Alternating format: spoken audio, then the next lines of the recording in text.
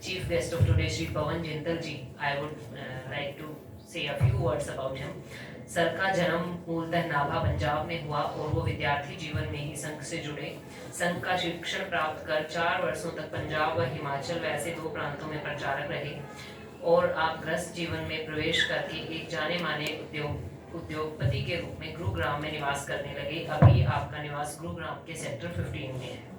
जिला कार्यवाहक, जिला संघ संचालक, फिर विभाग तथा सह प्रांत संघ संचालक के दायित्व का निर्वहन करते हुए आप वर्तमान में हरियाणा प्रांत के माननीय प्रांत संचालक हैं।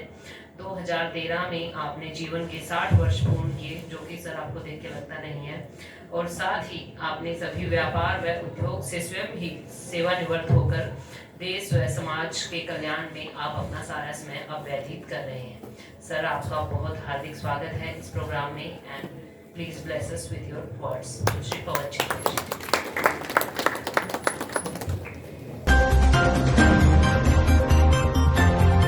भारत एक ग्रामीण प्रवेश का देश है।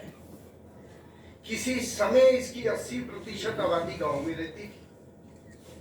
आज वो कम होती होती लगभग 60 के करीब आ गई। परंतु गांव का जो मुख्य धंधा था, काम था, वो कृषि था। और हम कहते हैं आज से 1000 वर्ष पूर्व भी कृषि आधारित जब ये भारत था, तब ये विश्व गुरु भी था। तब इसका जीडीपी में बहुत बड़ा रोल 33% उसका कम गए, ये अभी आंकड़े में बताया। आज हम जीडीपी में अगर देखें तो हमारा रोल ग्राम का केवल 15-16% है, वो भी आंकड़े में बताया। आज भी ग्राम में रोजगार की दृष्टि से लगभग 40-42% समाज आज भी कृषि के द्वारा उसका पालन पोषण होता है। अभी ये 3 क्षेत्र हैं, एक कृषि, दूसरा सर्विसेज, तीसरा उद्योग। इन तीनों का अंकड़ा जब हम देश की आजादी प्राप्त की तो हमारा कृषि का 50% से अधिक था और इंडस्ट्री हमारी 20 से कम थी और उसी प्रकार सर्विसेज लगभग 30% के आसपास था। अब ये आंकड़े सब उल्ट हो गए। परंतु भारत आज 140 करोड़ आबादी का एक बड़ा देश, दुनिया का नंबर 2 है। भले ही डॉक्टर पारेख जी ने बहुत हमें आश्वासन दिया, बताया कि आज भी हम सक्षम हैं, दुनिया को अनाज दे सकते हैं, हमारे भंडार भरे हुए हैं। परंतु साथ साथ उन्होंने एक दूसरा बिंदु भी बताया कि हमारे जो कृषक की संख्या ये पिछले 10 सालों में 1 करोड़ कम हुई थी, अभी 2 या 3 करोड़, ये आंकड़े अभी डिक्लेयर नहीं हुए, हो सकता है इतनी हो। परंतु इससे क्या कोई चिंता नहीं लग रही? ये चिंता का विषय है। अगर ये कृषक की संख्या कम होती रही तो कृषि कौन करेगा? और फिर दूसरा एक चिंता का विषय और भी उन्होंने बताया कि आज जो 2 हेक्टेयर से नीचे का कृषक है, उसकी आमदनी एक श्रमिक से कम है। उसकी आमदनी एक श्रमिक से कम है। ये बहुत बड़ी चिंता का विषय है। एक जिम्मेदार था जिसके पास जमीन है, उसको हम जिम्मेदार बोलते हैं। जिसके पास जमीन नहीं है, अपने परिवार को पालन करने के लिए परिश्रम करता है, उसको हम श्रमिक बोलते हैं। एक जिम्मेदार से बड़ी संख्या में श्रमिक के रूप में आया और उसकी संख्या बढ़ रही है, ये बहुत बड़ी चिंता का विषय है। क्यों? आज क्योंकि कृषि हमें घाटे का सौदा दिख रहा है।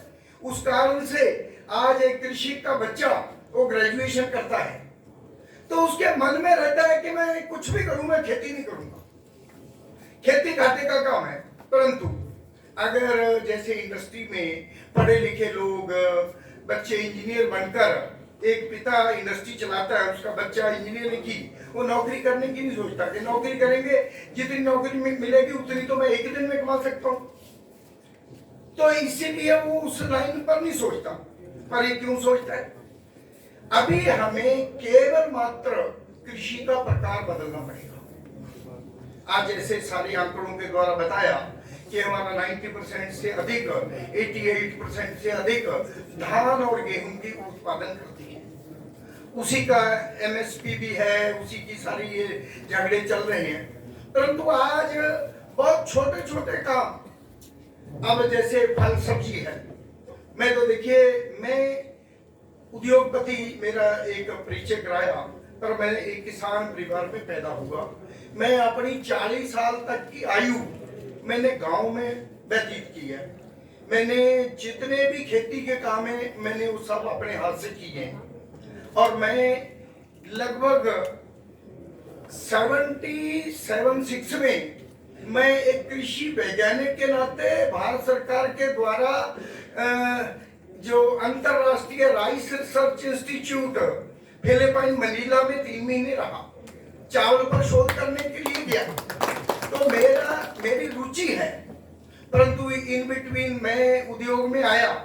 मेरे को लगता है कि एक व्यक्ति को किसी भी फील्ड में जाए, अगर वो मेहनती है, वो अपने काम के प्रति ईमानदार है और वो उसकी कमिटमेंट है, ये 3 उसके जीवन में है, वो समाज जीवन में किसी भी प्रकार का काम करेगा, वो अग्रणी होगा। अब मैं खेती में उस समय गया, परंतु मैं उद्योग में आया।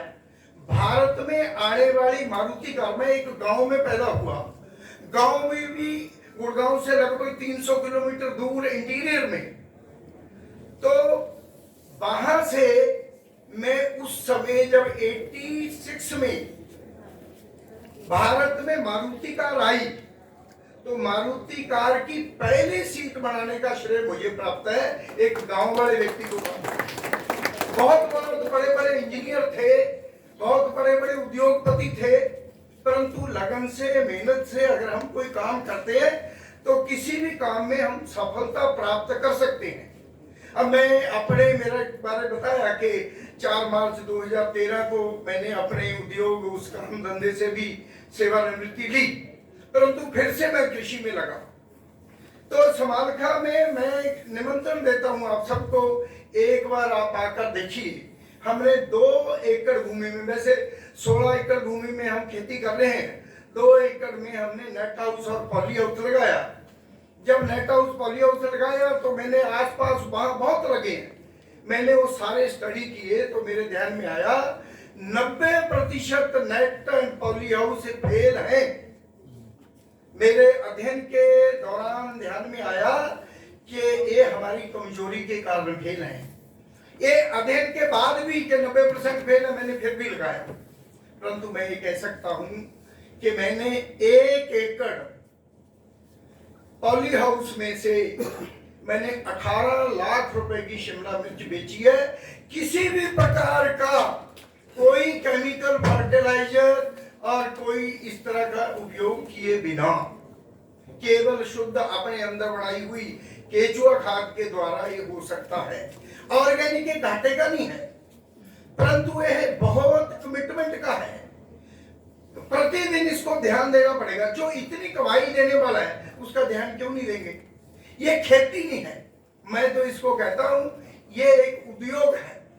मैं जब किसी को दिखाने लेकर जाता हूं, मेरे जो वहां पॉली हाउस में शिमला मिर्च खड़ी है वो 7-8 फुट के पौधे हैं, 1 एकड़ में 10,000 पौधे लगते हैं और वो ऐसे बांध कर खड़े हुए लाइन में है। वो ऐसा लगता है, और मैं कहता भी हूं कि जब 26 जनवरी की परेड में इस देश का नौजवान उस 26 जनवरी की परेड में खड़ा होता है, हमारा शिमला मिर्च का पौधा इसे खाने। आज 10-10, 15-15 किलो शिमला मिर्च, लगभग 150 टन शिमला मिर्च 1 एकड़ निकालता है, 150 क्विंटल।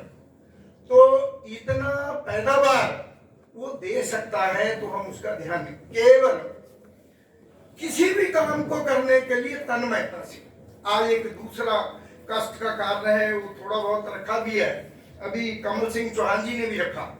आज देश में बहुत बड़े बड़े विश्वविद्यालय हैं, उनमें बहुत बड़े बड़े साइंटिस्ट हैं, उसमें बड़े बड़े श्रेष्ठ लोग काम करते हैं, परंतु आज 90% काम पूरे विश्व के मल्टीनेशनल कंपनियों की मार्केटिंग के लिए काम हो रहे हैं। दुख का विषय है। आज शिमला मिर्च का एक बीज 8 रुपए को मिलता है। 1 एकड़ में 10,000 बीज लगा, 80,000 किसान कहां से लाए? तो अगर हमारी यूनिवर्सिटीज, हमारे सारे इस तरह के इंस्टीट्यूशन जो इस प्रकार के काम करते हैं, मैं एक दिन हिसार यूनिवर्सिटी में गया तो वहां चर्चा हुई, 7,000 एकड़ जमीन है हिसार यूनिवर्सिटी की। मैं अभी 10 दिन पहले पूसा के विजिट करने गया, वहां के 2 सीनियर बहुत डॉक्टरों को मिला तो उनका सारा देखा। दिल्ली देश का राजधानी है, देश का दिल है। दिल्ली के दिल में पूसा है। पूसा की जमीन की आज अगर कीमत लगाए तो 100 करोड़ रुपए एकड़ की जमीन है, मार्केट वैल्यू के हिसाब से 100 करोड़ रुपए एकड़ की जमीन है, उसमें वो खेती हो रही है।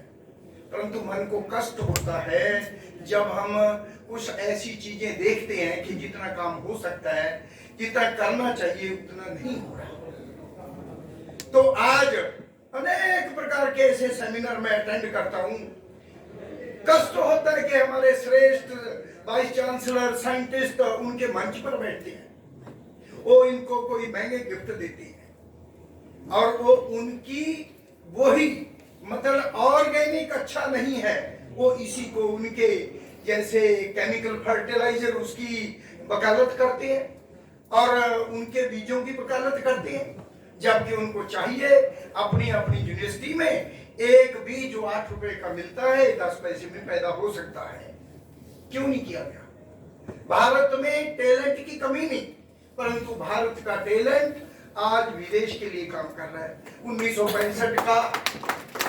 1965 का उदाहरण पारिक जी ने दिया कि उस समय हमारी अन्न समस्या थी। उस समय एक ग्रीन रेवोल्यूशन का नारा लगा। उस ग्रीन रेवोल्यूशन के नारे को मल्टीनेशनल कंपनियों, पूरे विश्व की मल्टीनेशनल कंपनियों ने हथिया लिया और हमारे देश को वो जो गलत फर्टिलाइजर, केमिकल फर्टिलाइजर और पेस्टिसाइड बेचकर इस देश का बहुत बड़ा नुकसान किया। मैं नाभा से रहने वाला हूं, तो मैं गुड़गांव में 92 में आया, तो मैंने देखा उस समय एनसीआर में केवल एक हॉस्पिटल होता था, अपोलो। बहुत महंगा हॉस्पिटल था, उसमें कोई कोई व्यक्ति जाता था, खाली रहता था। तो इस 25 साल के कालखंड में इस एनसीआर में अपोलो जैसे 200 हॉस्पिटल खुल गए। एक तरफ हम बोल सकते हैं देश की कोई राजनीतिक पार्टी या जो लोग आए जो सत्ता में है कि भाई साहब एक हॉस्पिटल होता था, देखो 200 कर दिए। इतनी बड़ी डेवलपमेंट हो गई, परंतु एक खाली रहता था, आज 200 में जगह नहीं।